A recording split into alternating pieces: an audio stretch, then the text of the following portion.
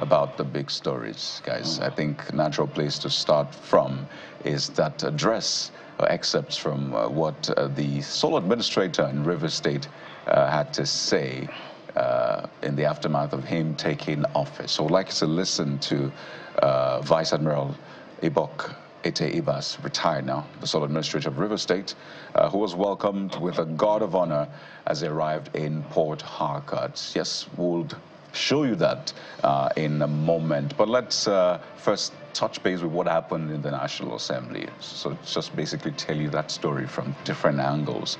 And yes, the House of Reps passed or approved that declaration of state of emergency without a head count, without counting who voted yes or no. It was just a voice vote, and they used the register according to the speaker. And that got a lot of people talking, naturally. So Shamil is first, saying this is another confirmation that the National Assembly is the most submissive in history. That's how this user captions it. And that's strong. Yeah, most submissive in history. It has shown that it cannot stand up to the president to defend or in defense of the people's will. I also saw somebody sent me a message yesterday. I don't totally agree, but you can't blame that disposition. Said that the National Assembly can give the president a third term. Is how people feel. We try to reel out these things so that they will hear. And when we interview them, we reel out these things so that they will also respond. Maybe we don't know what's going on in there. They can give us answers. And so I'm not happy with the decision. They should allow Fubara to face the music from the House of Assembly. Nobody wants chaos, please. At the end of the day, whatever is being done, whether constitutionally or unconstitutionally, I think everybody just wants peace. But what we are saying is that the Constitution has to be followed in all scenarios to resolve every problem, no matter what. The Constitution, because else everybody can wake up and interpret anything and do what it is they want to do. But I'm sure for me, as far as that economic decision is concerned, it's not difficult to agree with the president to declare a state of emergency. That pipeline is an important pipeline. But the removal of institutional structure is the problem. Well, right, the Constitution is clear, Jeffrey. When there is the nation is at war or there is imminent war, you know, the vandalism of pipeline does not suggest war. As far as what the Constitution. I feel that the president panicked, and I can understand why he panicked. Trans-Niger pipeline, it carries crude to our major export terminal. It's just like blowing up Lagos-Ibadan Expressway. You know what that will do to the economy of Nigeria? Well, so they put it at, I think, $36 million daily. Yes, so to the extent of being preventative for further damage, it's difficult not to agree that something has to be done, literally militarizing that space. What is the argument I feel in this whole picture is removing democratically elected officials. That is the debate. That is the bigger debate, which there's no provision in the Constitution. So if you listen to the AGF, it did not have a provision in the Constitution to rely on. So there were nuances, there were logic, there were analogies, but so he can only say you had to put it in abeyance in an extraordinary situation. So it's his own interpretation. Well, there have been other breaches of, you know, pipelines in recent times in River State. And if you considered what we've been losing to crude oil theft, you know, in the last couple of years, you realize that we need to treat, you know, such breaches with this same urgency that the president has treated the breach of the transnational pipeline as well. So it just goes to show how there are huge political undertones coloring what is happening in River State. In the last couple of months, there have been, you know, pipeline breaches in River State as well. But, you know, was this the kind of response? So it was left to the National Assembly to have made that decision. Which is why I was concerned that there was no strong vocal opposition to that. Even if there are people that as soon as that thing happened in River State, they were on TV shouting, but where were they? So at least, anyway.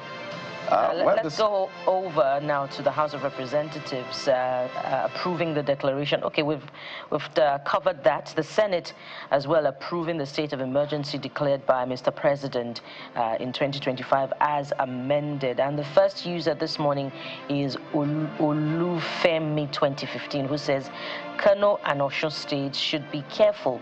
If not, same thing will happen to them. really? Maybe we should be paying attention to those states as well. No, I think that was one of the remarks made by the AGF that was, I don't think he thought through it with the greatest sense of respect when he said this is a warning to deterrent. In fact, if he has to advise the president to be stiffer, you can't do that. This is a democracy. You have to follow the law. Certainly.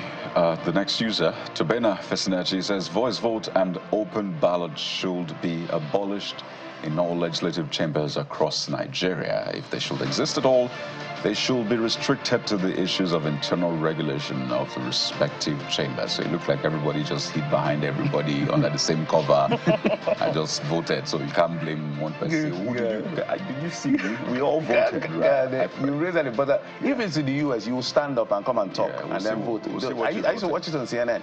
You stand up and come and talk. So what happened, why they do that in the Western country, in my view, is because to track how you voted. Yeah. So for instance now, if you support the state of emergency that has been declared and all the actions taken by the president, and you saw that your representative voted in favor of that, you go and vote for him in the next election. Yeah. If you don't support and he voted is still in support of the president, you make sure it doesn't come back to the National Assembly. But we know that everybody voted for it, so at least we're clear on this one. Maybe we'll get the register of the 200, at least the House of Assembly, House of Reps.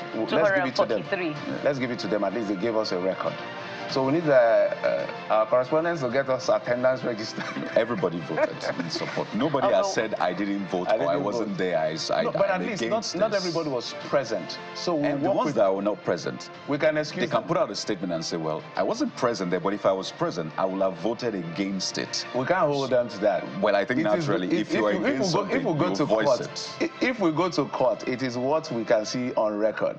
So the 243 or 240 that voted, if they were wrong, punish them. If they were right, support them. It's as simple as that. Well, let's listen to Vice Admiral. It's a hard sell. Ibokete Ibas, who was speaking in the aftermath of him arriving in River State yesterday. Just take some snippet from what he said. Take a listen. After what I believed to be my final retirement from public service, duty has once again called. I have answered not for personal ambition, but out of an abiding commitment to the peace, stability, and prosperity of Nigeria as a whole, and more specifically, Rivers State. My appointment comes at a difficult and consequential moment in history. The political impasse of nearly 2 years in Rivers State has paralyzed governance, desecrated democratic institutions, threatened security, and undermined the economic and social fabric of the state. It has deepened divisions among the people and cast a shadow of uncertainty over the future. These are realities we cannot afford to ignore. As a son of the Niger Delta, I'm one of you, and I recognize the weight of this moment, the expectations of the people, and the challenges that lie ahead. The uneasy calm that pervades the state is palpable, and I feel the weight of families, young and old, businesses that have made both little and huge investments in Rivers State, uncertain what the immediate future holds. Mr. President's proactive and decisive action to declare a state of emergency and my subsequent appointment is primarily to ensure stability of livelihoods for citizens and residents, restore peace, security, and stability for economic activities to continue to thrive, and avert any disruptions to the way of life of the people of Rivers State.